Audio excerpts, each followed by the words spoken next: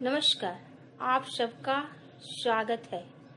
Doctor Munni कुमारी, मरवाड़ी महाविद्यालय, रांची, हिंदी विभाग। आज मेरे व्याख्यान का विषय है हिंदी कोर से कविता बादल राग सूर्यकांत त्रिपाठी निराला जी पर चर्चा कर रही हूँ।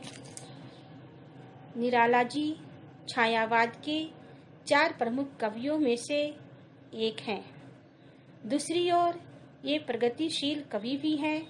निराला जी का जन्म बंगाल के मेदिनीपुर जिले के महिषादल ग्राम में सन 1898 में हुआ, किंतु उनका पुश्तैनी उत्तर प्रदेश के उन्नाव जिले का गड़ाकोला गांव था। उन्होंने मैट्रिक तक विधिवत शिक्षा ग्रहण किए। संस्कृत, अंग्रेजी और बंगला साहित्य का घर पर अध्ययन किए। जब ये 3 वर्ष के थे तो माता पिता का स्वर्गवास हो गया था। किशोरावस्था में उनका विवाह हो गया। पत्नी की प्रेरणा से निराला की साहित्य और संगीत में रुचि उत्पन्न हुई।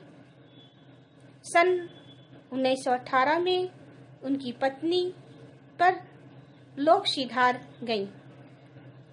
इतना ही नहीं, उनके 2 संतानें भी काल का ग्रास बन गए।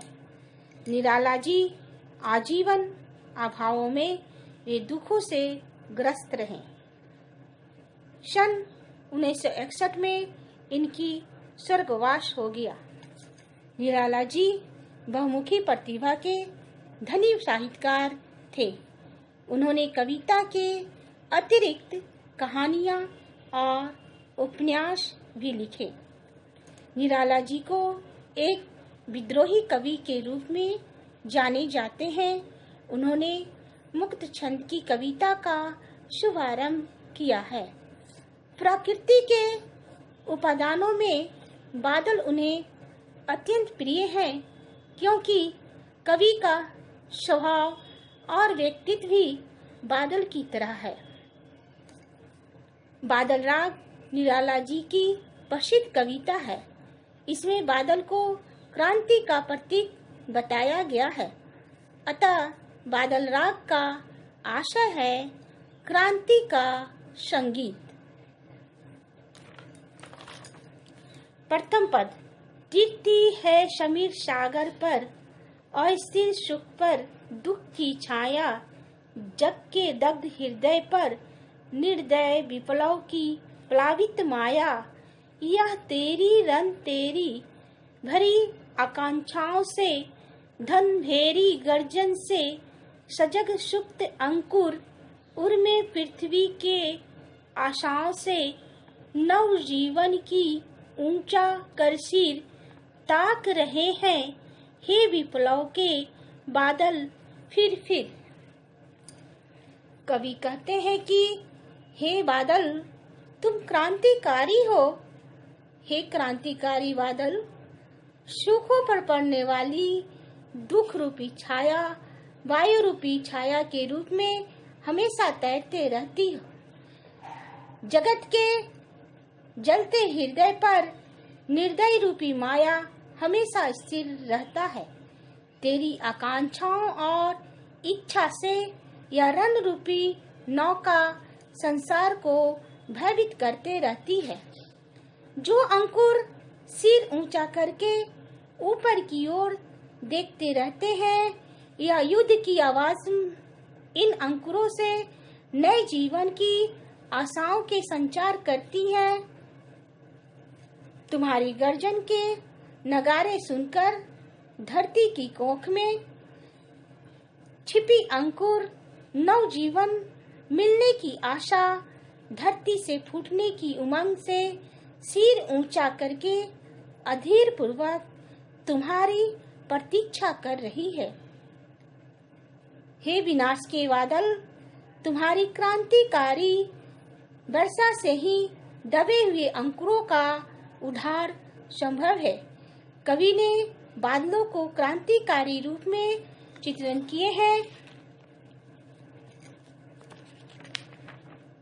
दूसरा पद, बार बार गर्जन वर्षण है मूसलाधार, हृदय थाम लेता संसार, सुन सुन घोर ब्रज हुंकार, अशनी पात से शापित उन्नत सत सत वीर, छत बिछत हत अचल शरीर, गगन स्पर्शी स्पर्धा धीर। कवि बादल को क्रांति का प्रतीक मानकर उसका आवाहन कर रहे हैं। बादलों की भयंकर गर्जना से सारा संसार भयभीत हो जाता है। बादल जब मूसलाधार वर्षा के रूप में आघात करते हैं तो बड़े बड़े शक्तिशाली तत्व भी धाराशाही हो जाते हैं। कवि कहते हैं कि हे बादल, तुम बार बार गर्जन करके वर्षा करते हो, तुम्हारी भयंकर आवाज सुनकर संसार का हृदय ढल उठता है। तुम बहुत घमंडी हो। इस घमंड में तुम सैकड़ों गर्वीले वीरों पर बिजली गिरा देते हो। इस कारण वे मिट्टी में मिल जाते हैं। इस धरती पर अपना प्रतिद्वंदी रखने वाले पर्वतों को भी नहीं माफ करते हो। वे स्थिर पर्वत जो आकाश को छूने की कोशिश करते हैं, उन्हें तुम वज्रपात करके घायल कर देते हो, मिटा देते हो। क्रांति के समय बड़े बड़े शोषक पूंजीपति ही विनाश लीला के शिकार बनकर मिट्टी में मिल जाते हैं। कवि ने बादलों को शक्तिशाली तथा विनाशक के रूप में का चित्रण किए हैं। शेष कविता का भाग अगली क्लास में बताऊंगी। धन्यवाद।